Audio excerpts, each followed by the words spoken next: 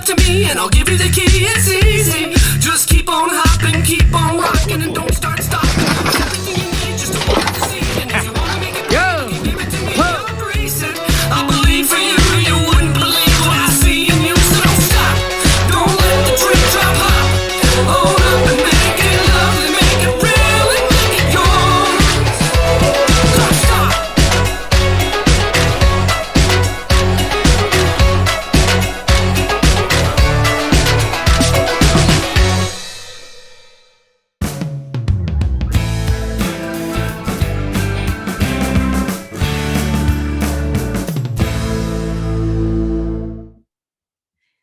So Tara, welcome to the show. I am super excited to have you on here, especially because you just got done with doing a couple of bodybuilding competitions. And so I already wanted to get you on the podcast to talk about your message, which is kind of like do keto, but not forever. You have a lot of other great things to say. You've got some great podcasts. You've got a couple podcasts, right? I do. Yeah.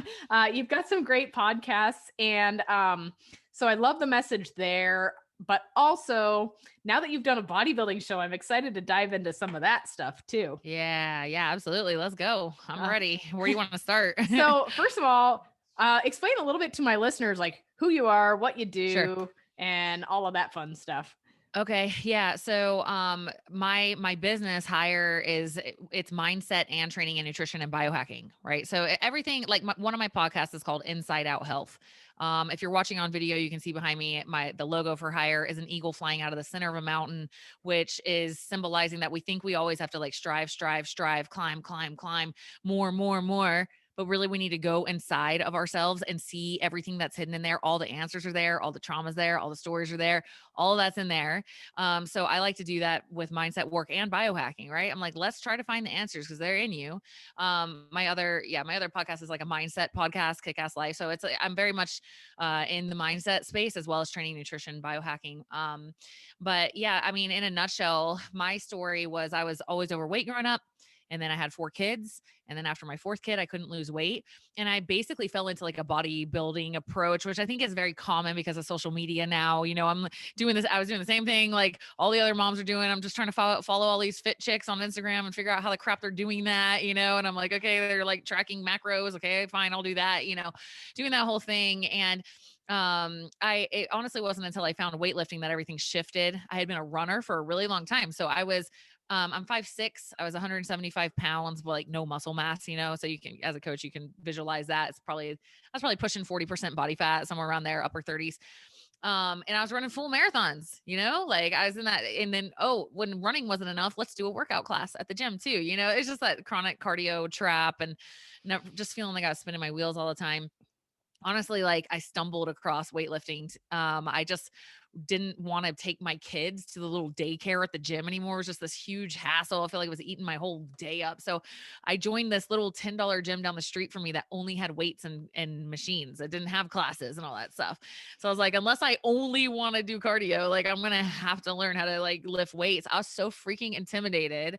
You know, I had a trainer friend that I was like, how do you get your arms like that? You know, I was like the quintessential like newbie. And she's like, oh, and she's literally showing me in my backyard, like like lateral raises, right? So she's like, I go like this. And I'm like writing on a piece of notebook paper, arms out to sides. And then like, I'm like how many times? She's like, I don't know, like 10. I'm like, okay, cool. And so I'm like, I literally brought this piece of notebook paper with me to that little gym. Like I would fold it up and bring it. It was like my paper. And I would do that same arm workout. I did it for 3 months. That was the only weightlifting workout I did for 3 months. And oh man, I just shared that because people talk about being intimidated in the gym. And it's like, dude, guys, like we all start somewhere. You know, it took me 3 months to get comfortable enough to freaking go on bodybuilding.com and like 5 best moves for back. And then, you know, then from there, it like started to grow, you know, this seed had been planted and I was like, this is actually kind of fun. Like I'm actually finally starting to feel something and like, I'm getting kind of strong and I'm getting kind of good at this. And then, after 8 months of doing that, Man, it was like, I relate to my client so much. It was this moment where I was at a family reunion and I saw a picture of myself and I looked exactly the freaking same. I thought I was this bodybuilder, like, I'm in the gym every day. Found out what pre-workout was, I mean, that's how newbie I was. I was like, what is this stuff, everybody? What are these drinks? Like, what are these cool clothes people have? I'm like wearing like basketball shorts with paint on them and like, so anyway, it was a big learning curve. And after I saw that picture, I was like, what the heck?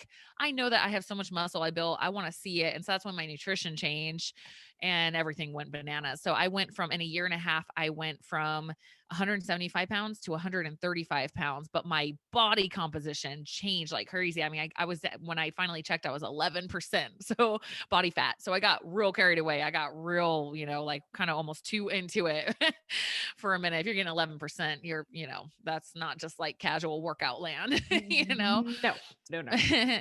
So, anyway, it was kind of cool because I actually ended up qualifying for the Boston Marathon because of that, and so that's kind of been my journey, just sharing that.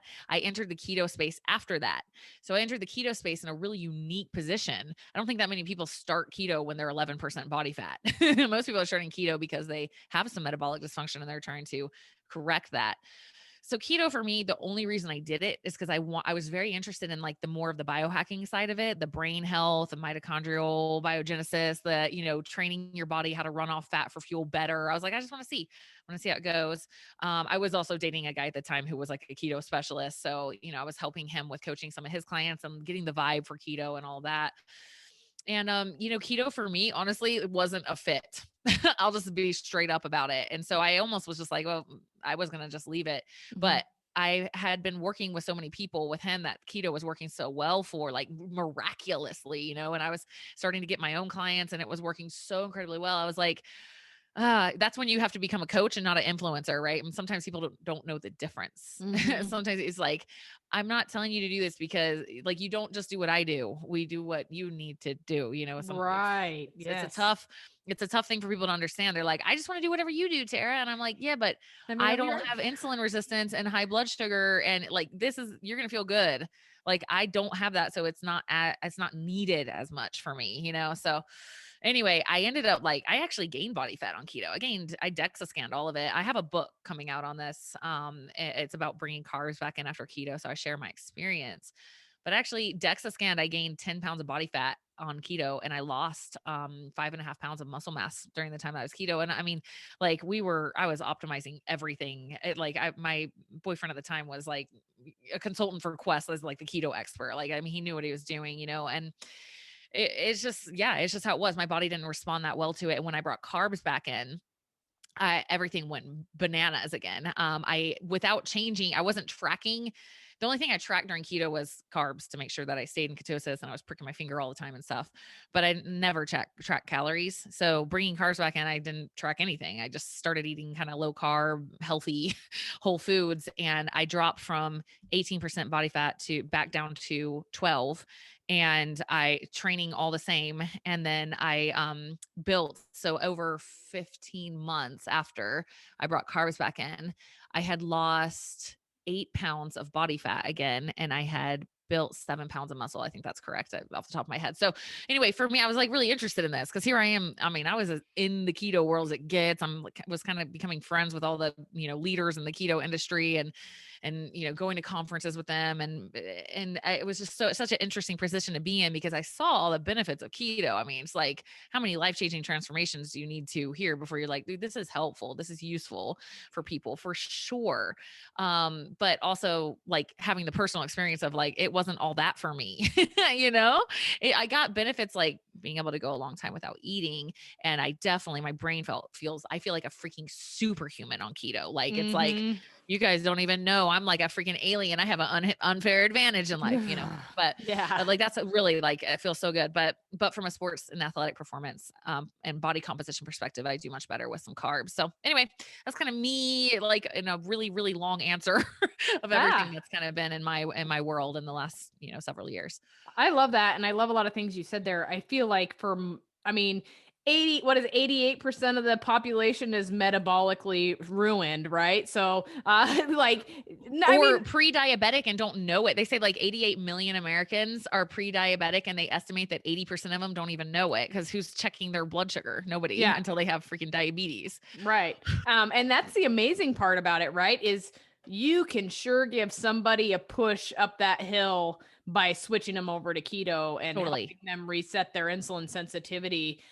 For me, it was kind of an experiment where it started out with me to try it out. And then all of a sudden, I discovered that my endurance was insane was when I was in extreme ketosis, right? And my brain, like exactly what you're saying, superhuman brain power, right? And Yeah. I feel like drugs, carbs are almost like a like dope, because it's like, for lack of better terms, because when I am super carb eating a lot of carbs, I notice that I have a little bit more brain fog going on. I'm not quite as sharp and clear, but I, like you, I have fun with it. Sometimes I use it as a tool for Yeah. cycling endurance, or I just like to pull it back in every once in a while and reset my insulin sensitivity a bit, or just make sure that things Right.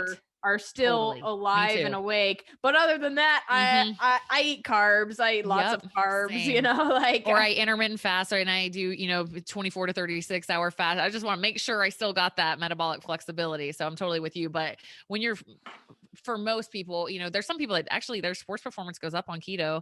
I generally find they have high inflammation, right? So they get in this really anti-inflammatory state, and their strength actually goes up. And then, of course, keto helps the nervous system. So some people really experience that benefit of the neurological Mhm. strength that they get from it. But for me, like, nah, from an Yeah. athletic performance standpoint, like I do so much better with some carbs. But I do exactly like you. Like I flip in some really low carb phases or fasting or things like that to make sure that I'm still able to switch back and forth between glucose, running off glucose and running off ketones easily. Yeah. Mhm. Yeah, I love that. I'm pretty similar. I think we're probably in a pretty similar camp with that. But Yeah. so then that's kind of funny, because then you start getting known as the keto lady, right? I And that's kind of know. a problem I have. Like, people are like, "Oh, you're like a keto person," and they start alienating you over it. I And then it's like, know. "No, really, I'm actually not, but I do think it has its benefits, and I like Right. it for myself in some places, and just because Right. it works great for me doesn't mean it's great for you. Like, we got to Right. look at this." Totally. Yeah. People always are like, so should I do keto? And I'm like, probably, I don't know. Let me see. Is when, for me personally, usually when somebody's already like very athletic, like I'm like, you might need it, but I want to see your blood sugar first, and I'll tell you. It's kind of Yeah. how I see it. But people always think like I'm just like this keto zealot, because there's so many of them. There are people like, it's funny because, if you feel way better on something, it's hard not to be a zealot. It's like, dude, this is the best thing ever. But people don't realize that people have different responses to something like keto, and it's even neurological too. Like if you take a look at serotonin, like if you're somebody who has high baseline serotonin, you do something, but let's say you had like low dopamine. So keto, your dopamine will go higher on keto when you're eating fat and protein as your main two macronutrients. Your dopamine goes up. So let's say somebody had low dopamine, but they've got plenty good serotonin. They switch that, all of a sudden they're going to be feeling like freaking amazing. But you take somebody who had low serotonin already and you put them in a ketogenic state, they do run the risk of that serotonin dropping even lower, and they're going to feel like moody and crying all the time and like sad and depressed and can't sleep. So really kind of, it just so much depends on the person. And that's why, like, with the keto zealots, like sometimes I kind of want to emphasize the message, like, not everybody is in the same body as you. You know what I mean? Like, give people space, right? Because sometimes there's this almost like control thing I see come out, where it's like, no, like you just wait. You don't understand. You're doing it wrong. It's almost like gaslighting or something. It's like, it's not keto, it's you.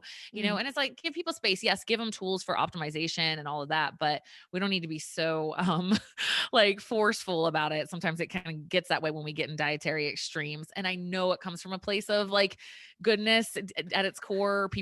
They're like, everyone needs to feel like this, but Yeah. everyone doesn't feel like you do per se on your specific dietary approach. I love that. So let's talk about that with coaching then. When somebody Yeah. comes to you, how do you address what direction you want to put them? Because especially having been in all realms, I mean, I'm assuming the first thing that you do is start looking at blood sugar, but you tell me. Yeah. All right. Well, first, I mean, it depends on what they have, what kind of data they have coming in. Sometimes I don't know. Sometimes they're not getting a glucose monitor until I ask them to. Right. So this is kind of the stuff that I look for. Like, honestly, like the more obese a person is, I can pretty much predict that the more keto is probably going to help them. Yeah. Because it's pretty likely that they are going to have some insulin resistance or impaired glucose metabolism somehow. Right. So I'm just using keto as like a machete to the metabolism where it's like, let's go really quick and just start restoring insulin sensitivity quickly.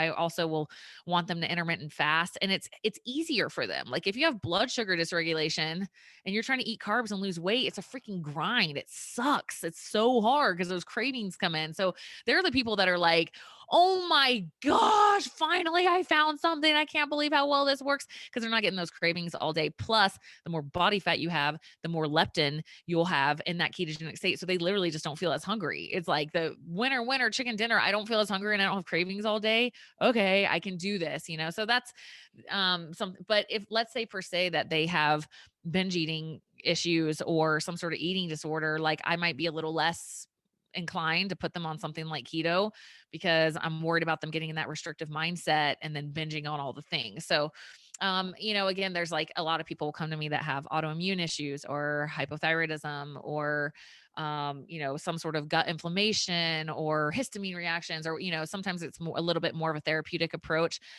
So those guys, I really have to like really dive into labs, but it's yeah, let me see. I guess, the flip side of it would be if I just get somebody who's like, everything's fine. Like, like there's nothing, they just want to lose 20 or 30 pounds. Like they just want to build some muscle. There's no health issues per se. Like I never put those people on keto. I see no reason to put them on unless they're like, I just really want to try it. I'm like, okay, we can try it. And they're usually like, nope. Yeah. But if it's just somebody like that, like we just do all three macronutrients. I generally do like a little bit higher protein approach, and we just start building muscle. It's like, it doesn't have to be that complicated. Like the average individual does not need a complicated approach. I'll put it that way. They need very simple principles that they're missing right now. But when you get into more of the complicated cases, like then like the solutions have to be a little bit more delicately handled. So anyway. Yeah, absolutely. Well, and then we're kind of in diet culture too, so that's another factor, right? Like Right. a lot of people, you have to know, like, have you had a dieting history? Totally. Have you been putting yourself on this dieting yo-yo? Exactly. Like what kind of metabolic adaptations have happened in the process of this, which is a whole nother subject in itself. Totally. Like the people that are coming from the HCG diet, it's like, I'm not going to put you on some massive, I know, right? Like shoot me and all the, like those the weight loss, all those bar programs where it's like, just eat these bars and then have a real dinner. And then they're eating like 900 calories a day. I'm like, I'm not going to, what do you want me? So you want me to cut your calories more? Like, oh my gosh, like it's so bad. So yeah, those are the people that need like basically healing. We have to go through a healing phase first and get their thyroid production up and all that and get their mind right with food. And so it's definitely got to know their history is end of story. Yeah. That's the baseline. Yeah. And it's such a bad thing, especially now. I mean, I don't know about where you're at, but here we have a lot of weight loss clinics, and I literally will get people from these weight loss clinics that have gone on something for like 2 months with them, or they do like this 8-week thing, typically is what it is. They spend thousands on it, right? And all these people do is put them on 2 gallons of water a day, some supplements, and about 800 calories. And screw you guys. It's crazy. And I was in this forum, like we as coaches were talking to all of these people, and they were doing Q&A with us and stuff. And this one lady was like, I'm at 800 calories already. And I went to this person and I said, I'm still not losing weight. And I'm really frustrated. And they said, okay, well, we'll just put you down another, it was like 600 calories. And I'm gonna hurt somebody. I'm gonna hurt somebody right now. Like seriously, that like it makes my blood boil. Like my fists are like, dude, just stop. Like that's so, like, I don't understand what they're thinking is going to happen to this it's like they don't care what's going to happen to this person when they go back to normal eating. They just want the after picture for their business or something. Like it's so disgusting. You know what I've been what's been coming in my arena lately in that regard? Freaking doctors putting people on basically amphetamines to help them lose weight. Right. So like Vivance and all these like crazy like ADHD drugs and stuff just to help them lose weight. I'm like, we're drugging people now. And I just have to say, like if our lifestyle is so messed up that we have to start drugging people, like really, this is kind of how our society is. We're like drugging 12-year-olds. We're like drugging children. Our society is set up in a way that in order to meet the standards and expectations of the way we have society set up, we have to drug everyone. Like something is freaking wrong, you know? And man, that just, it was 2 days in a row that somebody told me that they got put on those drugs to help them lose weight. And I'm like, I'm sorry. Like, I don't feel like those doctors have any business telling someone how to lose weight. Like, I'm not like, well, I know anatomy. Like, let me just get in your knee. Hold on. Let me just see. Let me see. Let me open it up and operate in there. I think I got it. Like, they're not trained in nutrition. But yet No. they're popping pills to people, like just basically putting them on drugs just to raise their dopamine for that appetite suppressant. And it makes me sick. Oh, and it's a bad thing too. The medical field, holy smokes, we could go down that road forever, but it's so crazy that Band-Aid effect that they have, and they don't care about the other processes that I this know. thing affects. Even this weight loss clinic that I'm talking about, like they seriously, they're like, those are doctors that are running this weight loss clinic. Well, did they not know that your thyroid and everything down regulates when you do this? They're I killing know. people's metabolic systems, and then they're I like, know. oh, it's fine. And I same know. thing with people with severe illnesses, like you, or even just like what you explained there. All of the other things that's going to cause down the road, even I gastric know. bypass, everything in the I world know. is linked to our digestion. And here we're getting gastric bypasses. That's going to manifest in autoimmune disease, possibly, and all sorts of other Exactly. bad things. Micronutrient deficiencies. And like the thing that drives me nuts is this approach is they're they're they're performing solutions without understanding the problem. Mm-hmm. It's Mm-hmm. like, did you think to ask why? Mm-hmm. Why are these things happening? You know, I was looking at a prescription that one of my clients is on yesterday. I was kind of rabbit holing and digging into all of her prescriptions. And I was looking at one of the side effects of one of them, and it says probable dementia. Probable. No Probable problem. dementia after 4 years on this. No. Okay. No problem. It's no big deal. Dementia, it's fine. Yeah, exactly. That's the problem. I honestly had to fire a client the other day, and this is so horrible because I I know hate I when I could have to have do that. helped her. Because her and her whole family were so stuck on what the doctor said. And I'm just going, and so then I get on a client call and they're like, oh yeah, they just put me on this. I'm like, no, that's making the problem worse, and it's going to cover it up, and that's just going to manifest even worse down the road. And I said, why can't we just fix the problem and then you don't have to be on any medications? Like, and it's a sad fact. And here we're not trying to, thank God for me. I have to say this. I have a doctor I work closely with, and she is amazing. So I end up being like, hey, I think I see a Yeah. problem here. Go see this doctor. And that's Yes. what we're having to do Yeah. is Right. bring these things to the attention of doctors so that they're like, oh yeah, maybe I should have looked at that. I And I love yeah. what you're saying there too. I think this is so needed. I was just talking to somebody about this yesterday, I think. That because like think of being in the shoes of the client, right? And their doctor is telling them one thing and their health coach is telling them the other, like that's going to hurt you. That puts the client in this very uncomfortable space where they feel like they don't, very powerless, right? Very out of control. And so I'm like, man, we need more. I have a doctor that I refer people to as well. And so it would like, we need a little bit more of this, like, the whole system needs to be changed, honestly, because it sucks for people. Like they don't know who to believe anymore. They've been like, how many people do you get who have been to like a million different doctors and they all disagree with each other? And then they had this health coach that saw it this way and that. I'm like, man, like I try to be really careful. Like, even though sometimes like when they're like, I had a total hysterectomy because of this little thing that like, and in my head, I'm like, oh my gosh, she did not need a hysterectomy, but I'm not going to say Yeah, that. I don't want no. to put the client in that space, but man, like it's a bit of a broken system. So it's cool. Like if you can find a health coach and a doctor that get along nicely, like I would definitely be doing that as a, patient and client for sure, because it'll just keep you in a way more confident energy. Uh-huh. No, it's really a wonderful thing. And honestly, what my take is on this is, if you're a person out there listening, try to at least find a medical provider in the integrative or Yeah. functional Yeah, medicine space, for because sure. there are lots of them out there. There are more and more appearing every day. And Yeah. these people are looking out into other things Root aside cause. from just aside from just medicating you. Like Right. they are trying to actually be like, okay, well, why is your thyroid not Exactly. working? Why,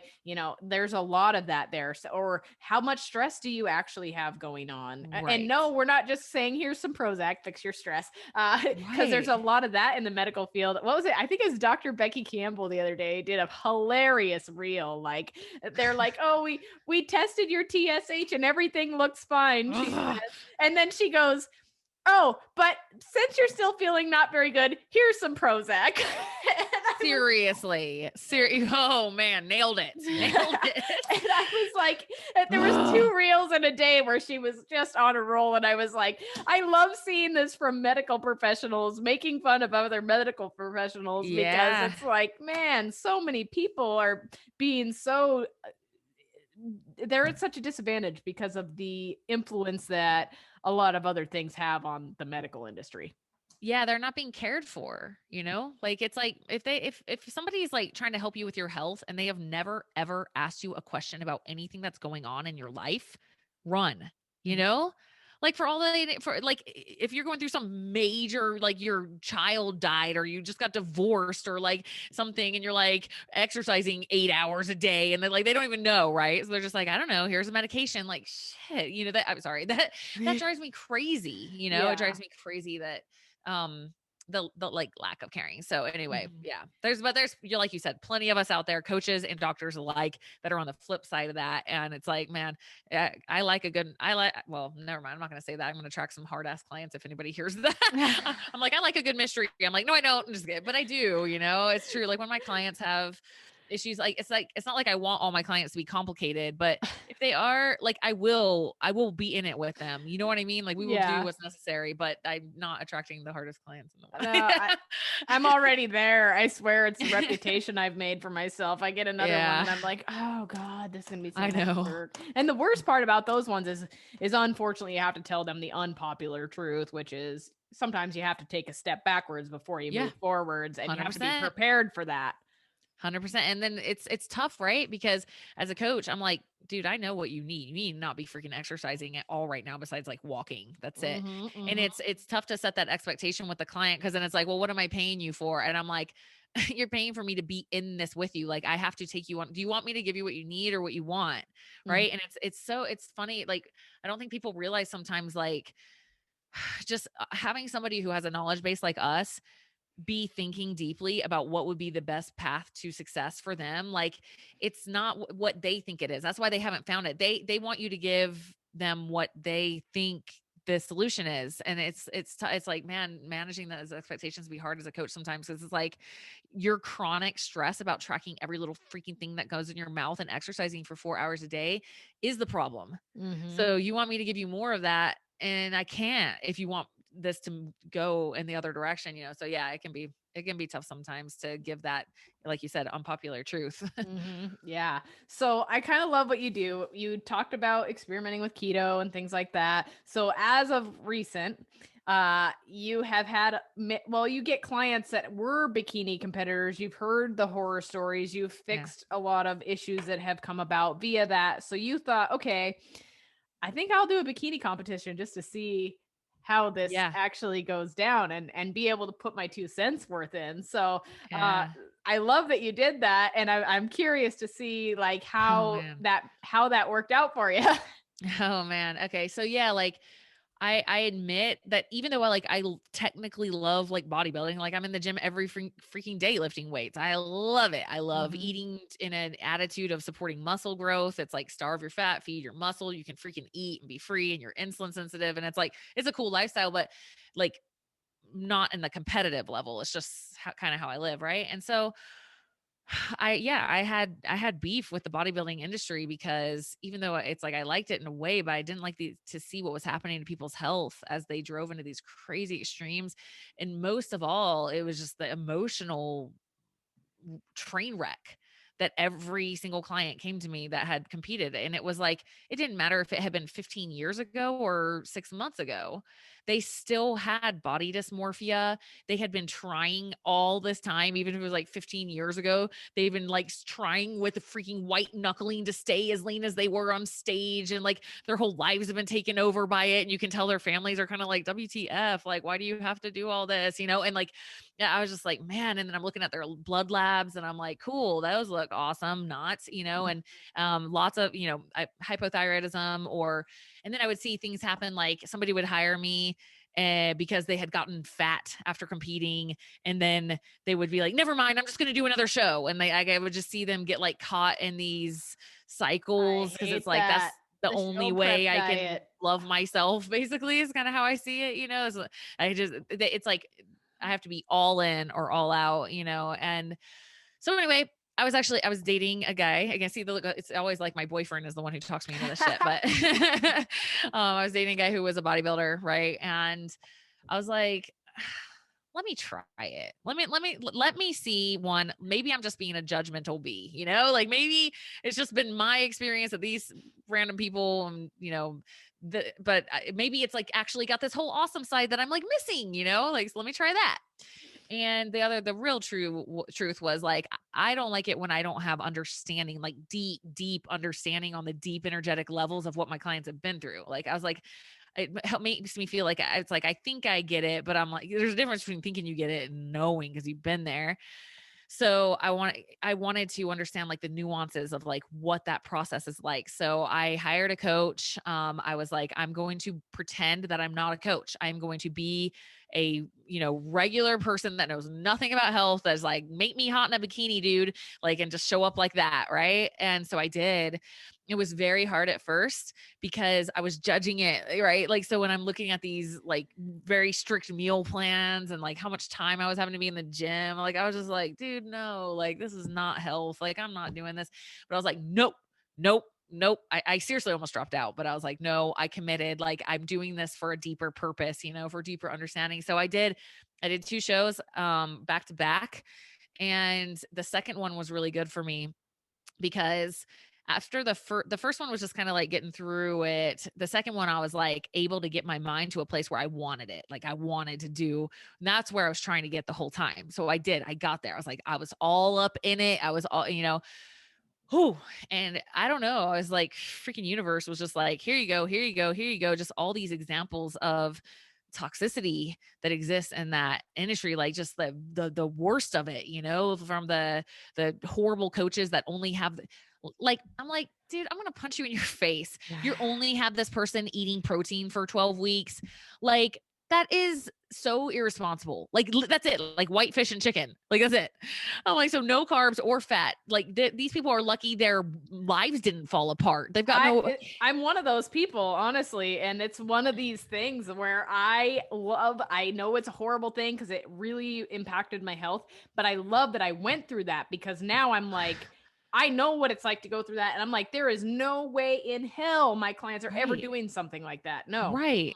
And my coach wasn't like that either. So I appreciated him on that front, but I'm seeing some of the other people going through it. And I'm like, they don't know. They're not health professionals. They're just like these super, I will give bodybuilders credit.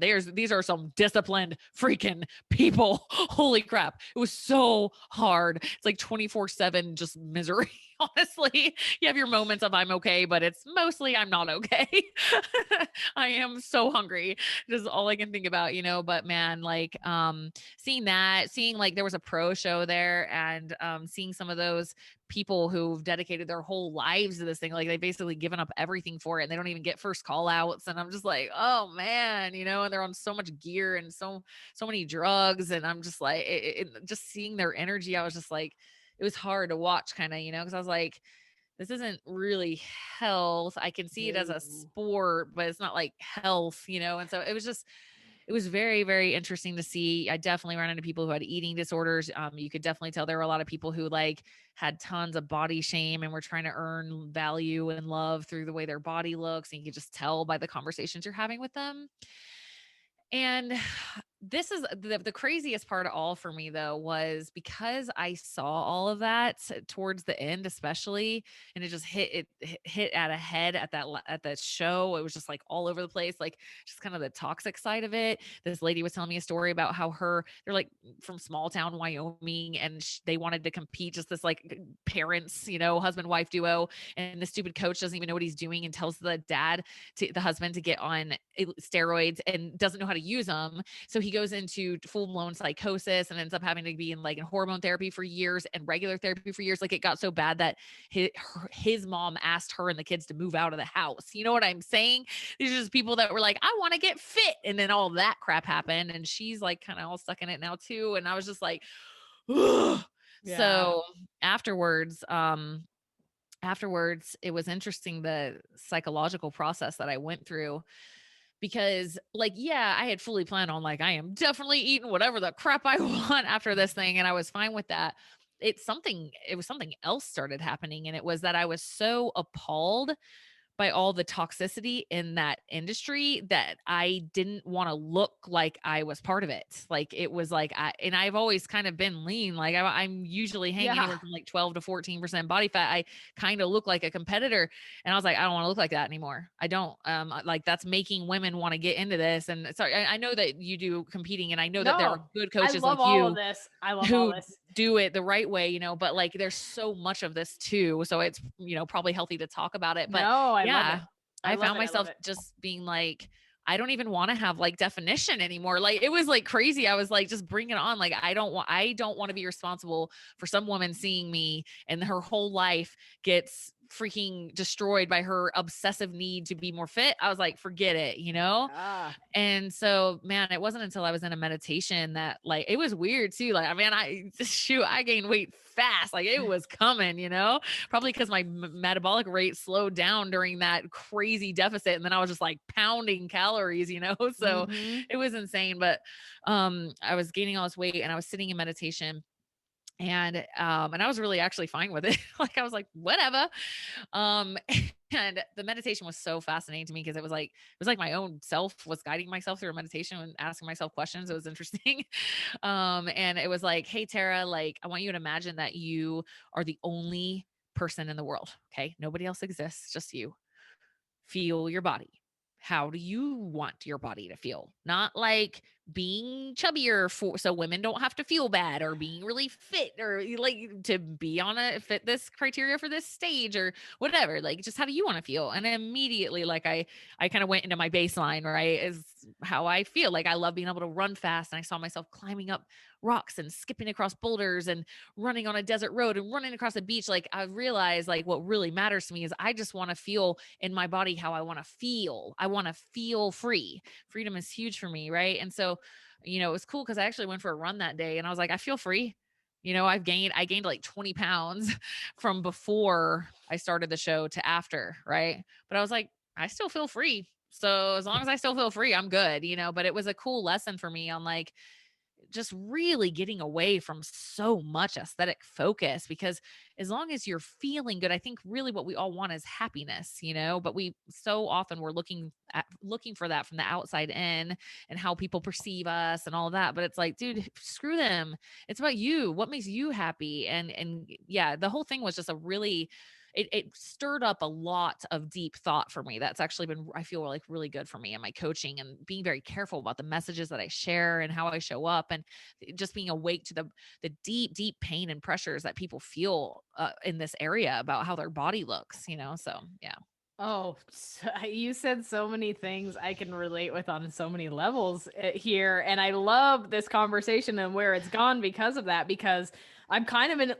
I have guilt, and I'm trying to work on it, but I have guilt over the message I feel I used to spread by the way that I looked. Right. And I mean, now I feel great about myself. Do we all have things we want to work on? Yeah. But I think that keeps us going too. So a little bit of wanting to make a few changes here and there is a totally healthy thing, but I think people take it way too far. But I think by posting some of these pictures and some of these things you do, especially with social media tries to make it seem like, yeah, anybody can look like this if they work out. and this is health and this is okay. Right. And I look back at my competition pictures and I was pulled pork shredded. I Right. look at my arms and stuff and I was like, oh my God, I look like I was gonna die. Like Right. I know. It's crazy how you change once you get out of it, because I'm looking at some of these competitors and I'm like, why would you ever want your body to look like that? Like you look like you're gonna die any second, like you're so skinny. Like why? And yeah, you're exactly right. The people think, oh, I'll just like hire a trainer and still be a somewhat normal person and look like that. And it's like, spoiler alert, you're not gonna. The only way you're gonna look like that is if it takes over your whole freaking life. You are gonna have to be that shredded. Nothing is going to matter more to you than being that shredded. It is going to take top priority, right? And like it's like, so just make your choice. What do you want? And think of the things that come along with that over time, because I know plenty of people that do it. And yeah, they might keep that body year round, but you have not only the physical anguish, right? Like your body is going to be violently Pummeled. unhealthy. Yeah. But what about the mental weight that Totally. carries as well? I mean, we're talking the mental weight is far more sickening than the physical weight in my opinion, because that Wow. kind of stress affects your body so adversely that you're the only thing you're worrying about is what you look like, how you're going to get yourself to look like that, what your next meal is going to be. You can't even focus on your life and your family and your friends Right. and living this full rewarding life, because all you care about is getting Yep. to this look that nobody gives a know. shit about. I know nobody loves you more. God, I love what you just said. That's so brilliant. You're saying you're trading the physical weight for the mental weight. Mhm. And guess what? Everybody loved you with the physical weight anyway, right? But we have this delusion. You know what? It's so funny. So some of my own fitness stuff back in the beginning was spurred by low self-esteem. I was having marriage problems, all that. So I've lived that place, right? I've lived in that spot where it's like I'm not enough and I just have to get like hotter and that will solve everything in my marriage, and like that whole not enoughness thing. And what was I going to say about that? I lost my train of thought. I hate it when that happens. Damn it. That usually doesn't happen to me. It's going to come back. It must have not been, Something as about good to trading the say it. mental weight for the physical weight, though, is kind of what we Oh, were yeah. talking Thank about. you. I got it. My belief was that like, my belief was that my husband would love me more, or like that it would fix the problems. And that's not what happened. He like hated how obsessive I was becoming about fitness and was like, this sucks. Can't we just go get chocolate cake, Mhm. on Friday night? Like it wasn't ever the thing. It was just my own woundedness and not having healed in my stories. And then on top of it, we did end up getting divorced later. But it was like, after that whole journey, like it's interesting because I found, in dating, it was like the kind of guys that I would actually want, that are like good guys that really like will love you for you. They're almost like a little bit stepping back from this like super uber extreme fit look. And it's more of the guys that you don't really want to attract, And so it's just funny to me to look back at the stories that it's like, I'll be more lovable then, and I'll have a better relationship. And it was bullshit. Like none of that was true, Sorry. I'm trying to minimize. No, time, it's fine. No, and I love this. And you know what? This is another thing. And sorry if I offend somebody here, but I feel like I'll just use an example. My husband, when I thought that I was shredded and badass, I was like, don't I look good, honey? And he's like, no, I feel like I'm sleeping with a 13-year-old boy. And then I started thinking about it, and I was like, but you do see guys that are like, she's so hot and she looks good. But I feel like a lot of those guys are dating these women to show off to other people. They're like, look at what I got right here. Look what this looks like.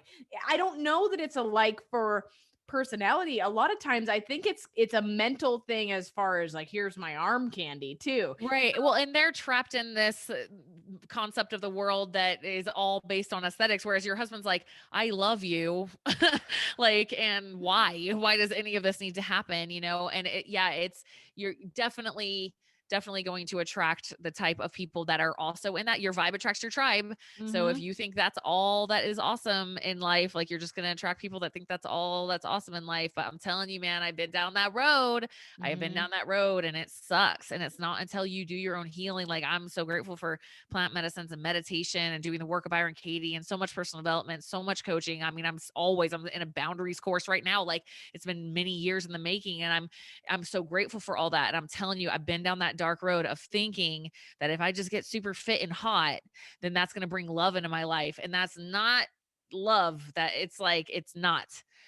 I'm telling you, like the good guys that I've now dated since then are like, I kind of liked how you look like before. I mean, you look good there too. Like it doesn't matter, but like none of it mattered. Like Yeah. you're You just know like an what? awesome person. Yeah.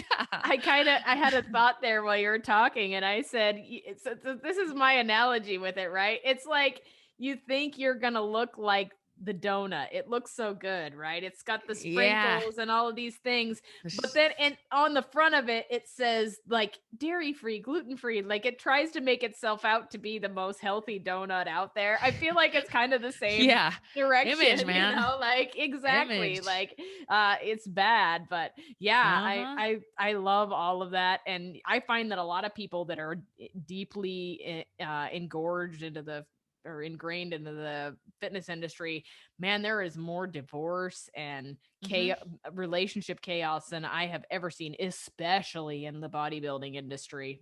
Yeah, I mean, we've both seen it enough times, and you know, was one of those people. It's like it's generally it's probably usually caused by relationship problems, is how I kind of see it, because somebody's feeling not enough, and they think that will make me enough. Right. Mhm. That was my story. Right. It was like getting super fit will make me enough and it will solve everything. And I'm telling you, that's not it. It's not it at all. It's the deep heart wounds and the stuff you're not talking about, and it's not giving yourself credit and all of that, has nothing to do. So it's thanks for the mic, I guess, because I think it's so important. It's like, do bodybuilding if you want to, but like I do encourage you to like really be freaking honest with yourself about why you're really doing it. Cause it's easy to get caught up in these, like, I'm just an athlete. Like, I just like to have goals. Like, I just like to have structure. Like, I love my lifestyle. Like, it's easy to, you know what I mean? Those sound good. Those all sound really good. And so, like, I know a lot of people are hiding behind those, cause so did I. But like, if you can deeply, deeply be like, really just like, what's really your story, that you're better like that, huh? You think you're Mhm. better like that. And Yeah. that's where the danger comes. You're not better like that. You're the same in either spot. It's just a choice of something that you're doing with how you're spending your time. And is that really enriching your life, or is it alienating you from everybody that you know and love and causing you to feel not enough all the time? Like just be real with yourself, and then make your choice. But I see so much of this like I'll just be honest, like I have people that have messaged me since this thing, and they're like, I'm so depressed. Like I've lost everyone in my life. Like this is like completely destroyed me. And then I look at their account, and what do they have on their pictures? All this, I love this lifestyle so much. I'm truly happy. Those are the messages that are getting put out on social, but that's not the truth most of the time. So I'm just, kind of, I guess, whistleblowing on all that. I know. I think it's awesome. And then I just wanted to add one more thing. We'll backtrack just a little bit, but we were kind of talking about the choices that people start making when they get into bodybuilding. The unfortunate truth is that when you get super lean and you start getting into this critique and Mhm.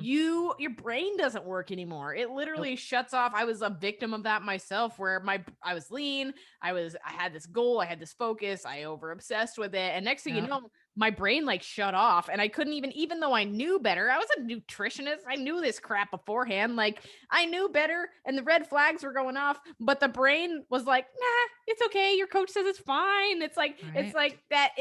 I don't know. It's like that Yep. first drink of Yep. alcohol you have in high school or something like that. You know it's wrong, but then you're Yeah. like, "Oh, well, they said it would be okay and we wouldn't get caught, and here's this Right. that." Like I Yeah, feel stepping like outside of yourself, stepping yeah. outside of your own intuition. Yep. Yeah. That's one of my clients, Lindsay Matthews, she's open about this. So I can share it because she shares it on social all the time, but she's trainer Lindsay on Instagram. And she was like, had this whole persona, she has a pretty thriving coaching business, and this whole thing had been built around her fitness. And she, same thing. She's like, deep inside, I knew I was pushing myself way too far and competing. She competed for like 9 years.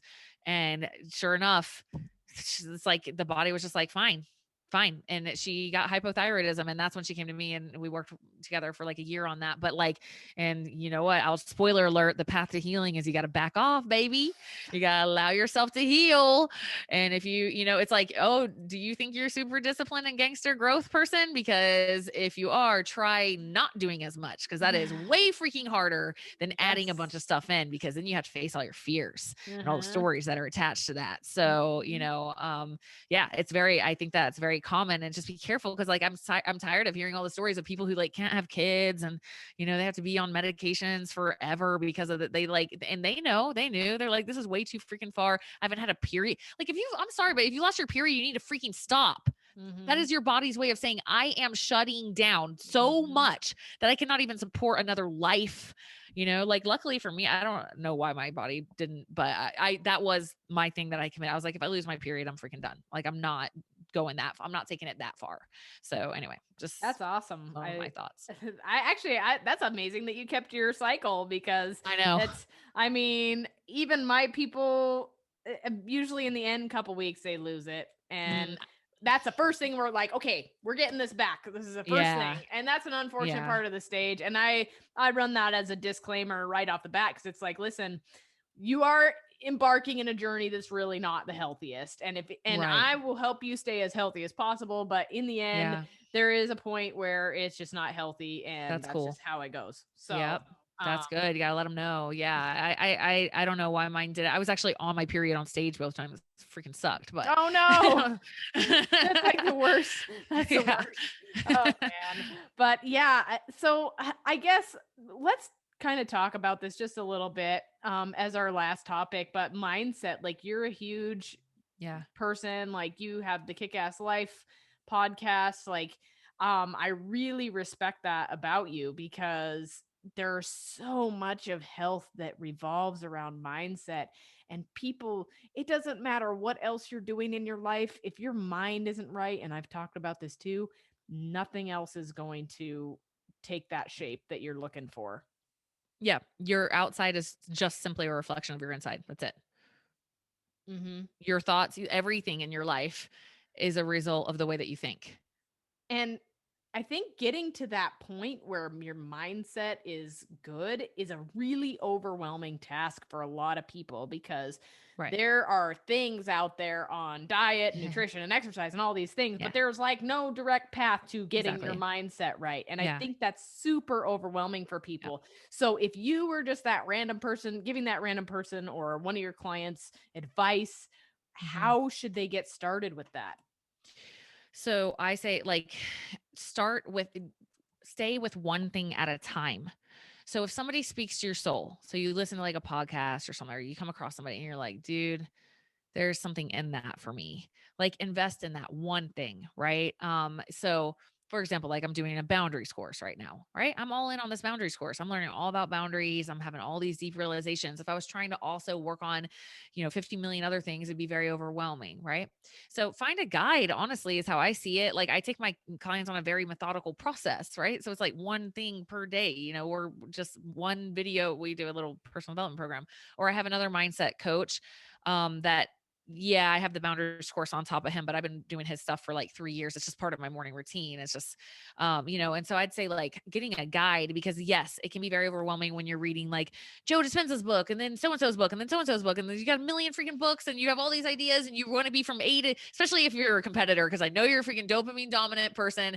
You're like we do this neurotyping thing in my, it's Christian Thibodeau's. I don't know if you're familiar with him, but it's like checks your neurotransmitters, and high dopamine people are highly competitive, and they stress themselves the F out because they want to go from A to Z always, right? They want to be the winners, and they are like kind of the winners in society. But man, like, I have to watch those clients so much. They're almost such good clients that I get concerned.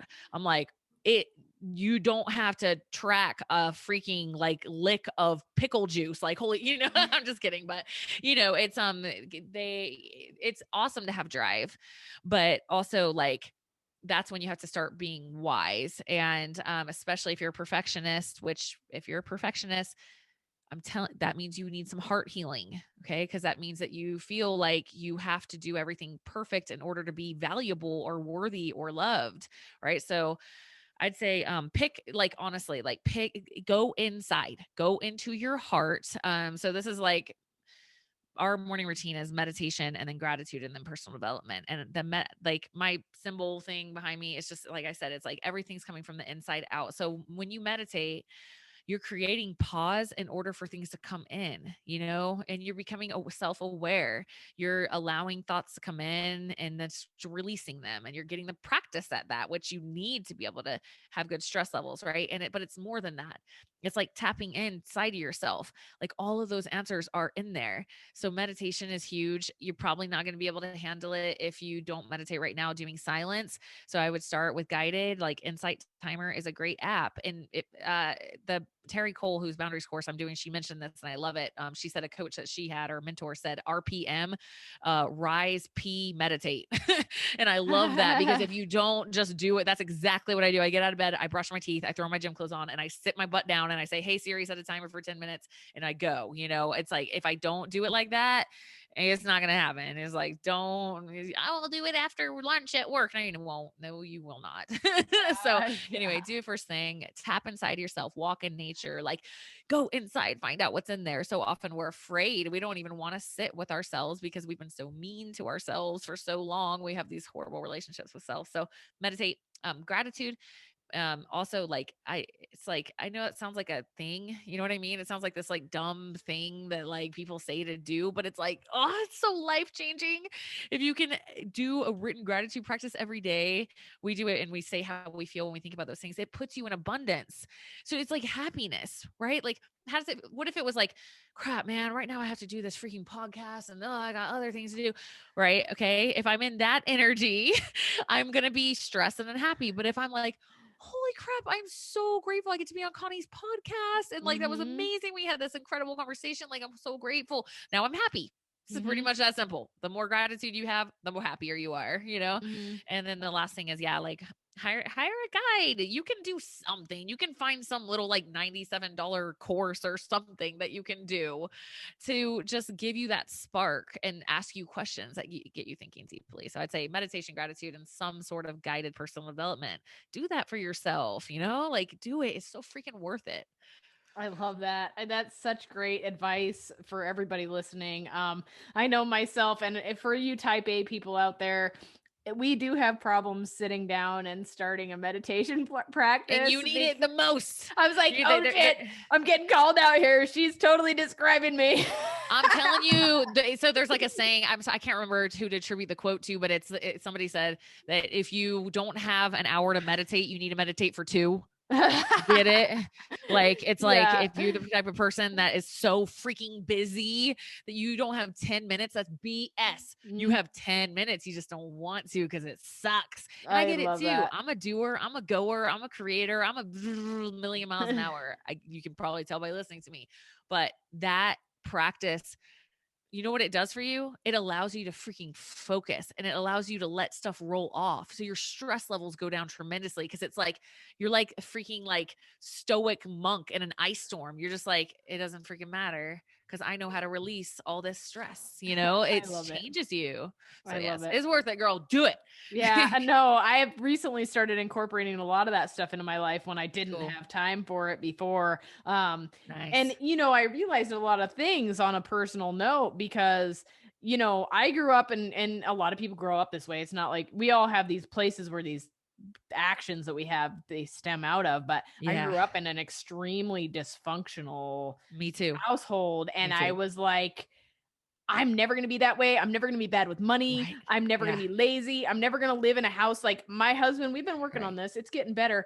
I am a neat freak, major. Same thing. My house was nasty and now I'm OCD about it. Exactly. Everything's got to be super clean. I get it. Yeah. And so like, I'm working on that. Like, we're remodeling right now and it's like a total shithole. And I'm like, sawdust, dirt, whatever, whatever. I'm trying to deal with it. It can be fixed later. It's not the end of the world. Like, it's right. good. Cause it's like, what does it mean about me it Yeah. means you associated that with being a failure, right? So I Yeah. have the same stuff like with I have 4 kids and I'm a single mom. So yeah, the house gets messy sometimes. And it was honestly like getting in the way of our relationship. It was making me resent them because they were making messes. I really had to go deep on that. And I realized it was because my story is if my house is a mess, like my house was a mess when I was a kid, then Mhm. I'm a failure. Like I judge my mom for being, right? Yeah. And so like I had to re-examine all those with the work of Byron Katie. And it's like, that doesn't mean you're a failure. It actually means like you live in a family that we do stuff. And, so man, I feel you. Those Yeah. childhood Yeah. stories, they're And good. They're juicy. why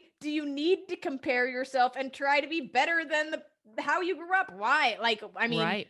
why? There's no Ego. reason. It's not like you're like, oh, hey, look at me. I'm so much better than you. Like, there's It's the no ego. freaking Yeah. reason for it. So Yep. that's something that I have been slowly like working That's awesome. on. And it's funny how some of those little things manifest themselves in these stupid overachiever, things. So yeah. 100%. We pendulum swing. Whoop. Yep. Yep. And it's that Yeah. way with nutrition. It's that way with Yeah. fitness. It's that way with mindset. If Yeah. you go hard one direction, you're coming back the other way even harder. That's exactly what I just did. Yeah. Yep. So if my listeners want to come find you, find out what you're doing, look more into your podcast and stuff, where do they find you at?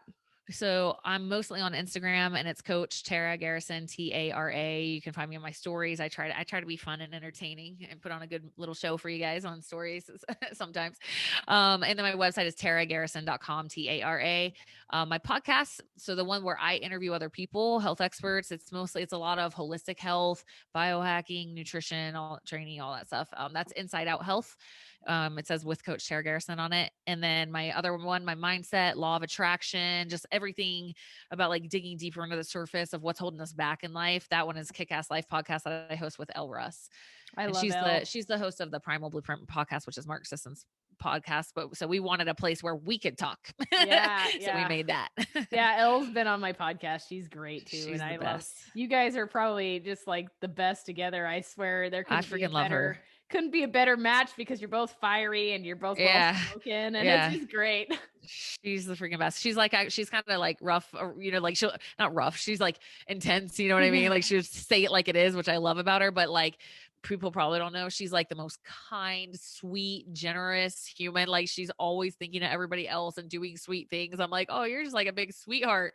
Yeah, I Elle's love the it. best. I love it. Well, that's so awesome. And we have touched on so many amazing subjects today. And I really, really appreciate you spending time with me. Yeah, thank you so much. I am sure your listeners love listening to you because you're so real and authentic and just fun to listen to. So thank you so much for having me on.